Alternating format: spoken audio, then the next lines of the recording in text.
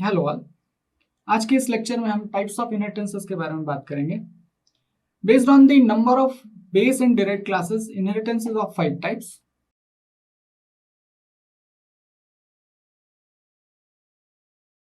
और single inheritance में जैसे कि नाम है, a single derived class is derived from the single base class. तो मान लेते हैं ये बेस क्लास है और ये डिराइव्ड क्लास है। सिंबॉलिकली मैं इसे नोटेट कर रहा हूं, this will be the class B and this will be the class D, that is for derived.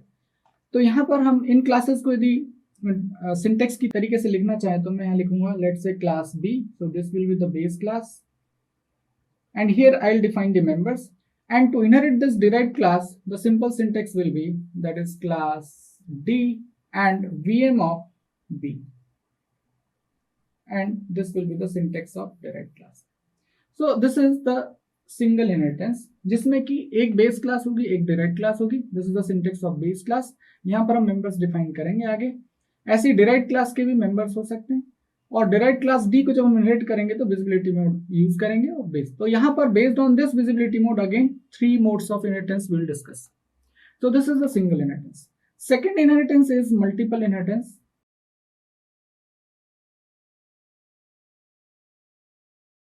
In multiple inheritance, जैसे कि नाम है, from multiple base classes we will inherit a single derived class. तो यहाँ पर we may have multiple base classes. So let's say this is class first class base class, second base class, third base class, इस तरीके से we may have n number of base classes.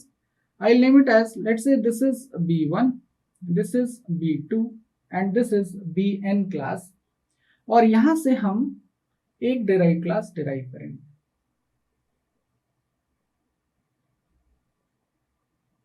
तो जिस तरीके, and the name of this class is D.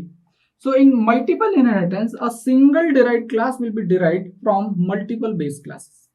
यहाँ पर हम multiple base classes जो है उनको डिफाइन करेंगे। So let's say for example class B1, so this will be the syntax for B1 class, then we will declare class B2 and so on.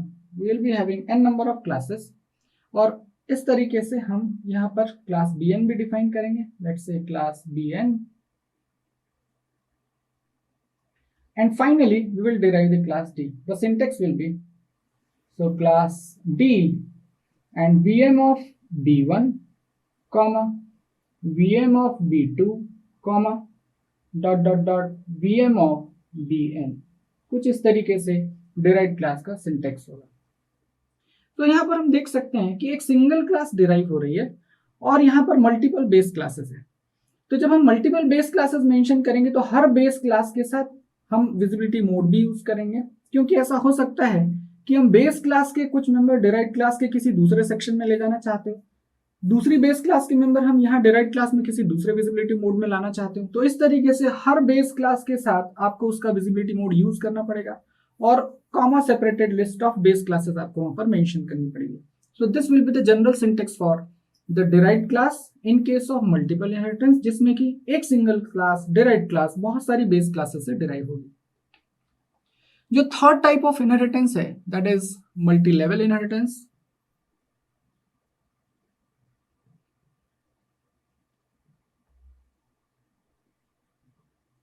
In multi level inheritance, जैसे कि नाम दिख रहा है आपको यहाँ पर multiple levels of inheritances will be there. तो मान लेते हैं ये बेस क्लास है, इस बेस क्लास से मैं एक डिराइव क्लास डिराइव करता हूं, लेकिन यही derived class intermediate base class की तरह भी काम करेगी, इसलिए मैं इसको नाम दे देता हूं DB1। इस तरीके से आपके पास कई सारी डिराइव्ड क्लास हो सकती है, let's say DB2 and so on,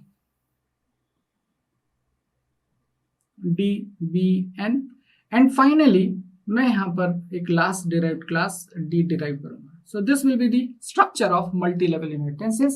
यहाँ पर आप देख सकते हैं levels of inheritances आपको दिख रहे हैं। यहाँ पर ये DB1, DB2, DBN ये सारी इंटरमीडिएट क्लासेस हैं। हर जो नेक्स्ट क्लास होगी वो प्रीवियस क्लास की चाइल्ड क्लास होगी, starting from base class to last derived class D। अब यदि हम इनके सिंटेक्सेस लिखें तो यहाँ पर देखिए, सबसे पहले क्लास B होगी, ये independent class, top most parent class, फिर उससे हम एक डिराइव क्लास डिराइव करेंगे, let's say class db1. Now this class is actually inherited from base class b. So इसलिए आपको यहाँ पर मेंशन करना होगा कि जो db1 है इसकी बेस क्लास क्लास b है, तो हम इसे भी यहाँ पर डिफाइन करेंगे। इस तरीके से मैं यहाँ पर क्लास db2 भी बनाऊंगा और that is actually inherited from db1. सो यहाँ पर आपको लिखना पड़ेगा db1। इस तरीके से मैं इस क्लास को ऐसे करते करते आप last derived intermediate derived class dbn भी बनाएंगे। That will be inherited from the base class corresponding base class that is dbn-1 जो इसके ऊपर कहीं होगी। और लास्टली मैं इस डिराइव्ड क्लास को डिक्लेयर करूंगा that is class d and VM of इसकी just top class that is dbn. So this will be the generalized syntax to derive a class D in this hierarchy. So this is multi-level inheritance. आगे चलते हैं। जो fourth type का inheritance है that is actually is hierarchical inheritance. So fourth is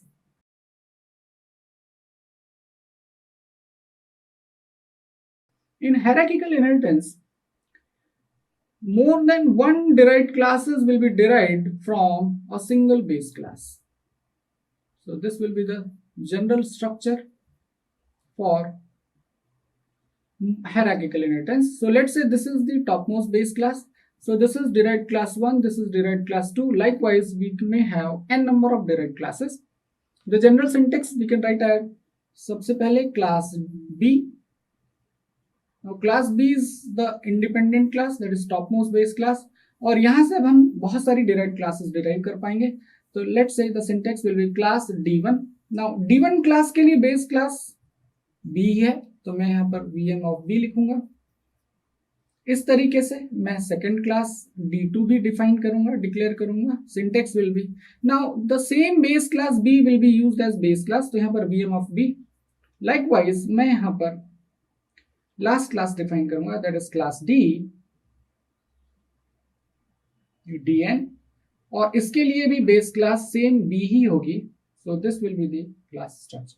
so यहाँ आप देख सकते हैं कि बहुत सारी derived classes D1, D2, DN एक ही बेस क्लास से डिराइव की है, तो this will be the general syntax for the hierarchical inheritance. Now lastly the fifth inheritance type is actually hybrid.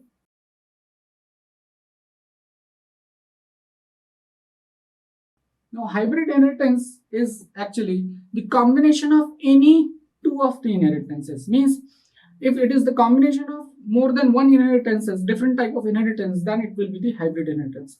तो hybrid inheritance का ऐसा कोई structure defined नहीं है। हम कुछ examples ले सकते हैं, जैसे कि for example यहाँ पर मैंने एक base class define की और उस base class से एक derived class define कर दी।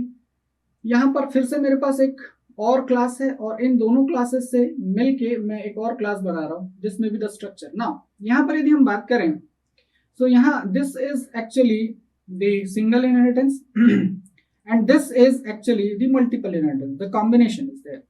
सो this may be the case of hybrid inheritance. Hybrid inheritance के लिए कोई स्ट्रक्चर प्री डिफाइंड नहीं है एज सच। ऐसे बहुत सारे और कॉम्बिनेशंस हम लोग जनरेट कर सकते हैं, और जैसे हम यहाँ पर इन क्लासेस को लिखेंगे या जैसा इसका कनेक्शन होगा उस हिसाब से हम जितने सिंटेक्सेस अभी हमने देखे हैं उस हिसाब से इनकी क्लास के डिक्लेरेशंस हम कर सकते हैं। एक बहुत इंपॉर्टेंट केस होता है हाइब्रिड इनहेरिटेंस का जिसको हम लोग डिस्कस करेंगे, आगे हम डिस्कस करेंगे। वो केस कुछ इस तरीके से जिसमें कि हम एक बेस क्लास होगी और उस बेस क्लास से we will derive to intermediate derived classes, let's say D1 and D2, और इनसे फिर हम फिर से एक डिराइव्ड क्लास डिराइव करेंगे, final derived class. So this is important case of the hybrid inheritance. This creates a problem, ये एक प्रॉब्लम क्रिएट करता है जिसको हम आगे चल के डिस्कस करेंगे। So this may be the structure, और भी आप दूसरे स्ट्रक्चर बना सकते हैं हाइब्रिड इनहेरिटेंसेस की, और जैसे स्ट्रक्चर होंगे उस हिसाब से हम उसका सिंटेक्स लिख पाएंगे। So this is all the different types of inheritances. एक एक करके हम आगे के लेक्चर्स में इन इनहेरिटेंसेस के एग्जांपल्स और इनको डिटेल में डिस्कस करेंगे। Thank you.